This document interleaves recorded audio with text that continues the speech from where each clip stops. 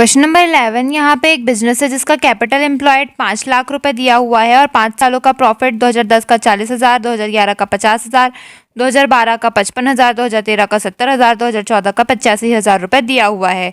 तो हमें find out करना है goodwill on the basis of 3 year of purchase.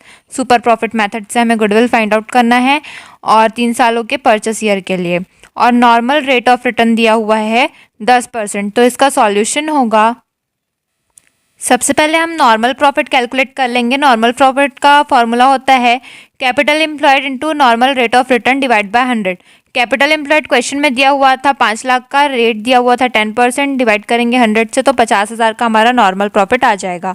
अब हमको एवरेज प्रॉफिट निकालना है, तो total profit divide by number of year होता है। तो पूरे 5 साल का जो प्रॉफिट था 40,000, 50,000, 55,000, 70,000 और 85,000, उसको हम लिखेंगे और डिवाइड कर देंगे 5 से।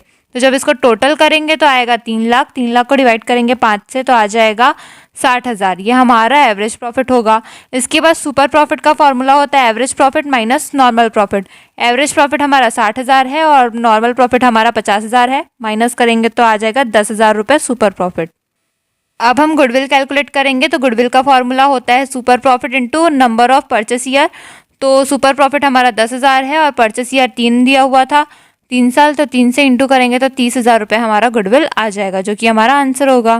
क्वेश्चन नंबर 12 यहाँ पे एबीसी फर्म जिसका नेट एवरेज प्रॉफिट दिया हुआ है 75,000 रुपये और उसका कैपिटल एम्प्लॉयड है 3 लाख रुपये। उनका नॉर्मल रेट ऑफ रिटर्न 12% है और पार्टनर्स को 9,000 रुपये का सैलरी दिया जा रहा है। तो हमको सुपर प्रॉफिट मेथड से 2 सालों के परचेस के लिए गुडविल कैलकुलेट करना है।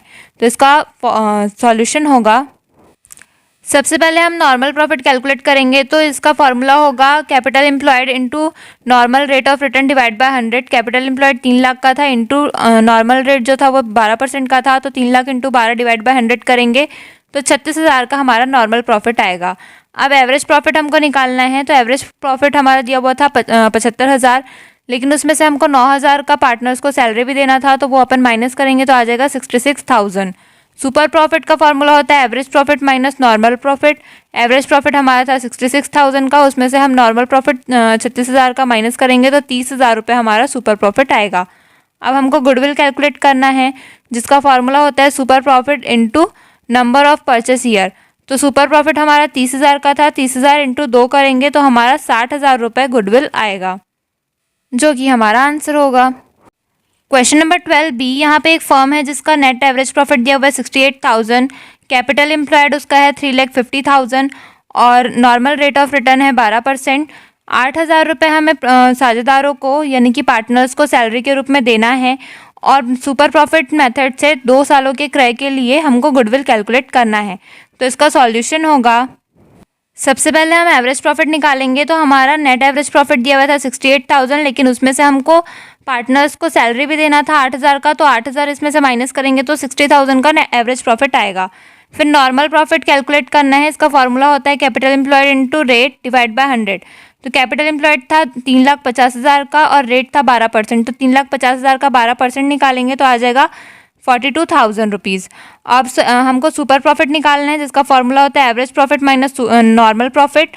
तो एवरेज प्रॉफिट हमारा था 60,000 का और नॉर्मल प्रॉफिट था 42,000 का, माइनस करेंगे तो आ जाएगा 18,000 रुपये सुपर प्रॉफिट। गुडविल का फॉर्मूला होता है super profit into number of purchase year. तो 18,000 इंटू 2 करेंगे, क्योंकि हमारा 2 साल का दिया था परचेस ईयर, तो आ जाएगा 36,000 रुपये गुडविल, जो कि हमारा आंसर होगा।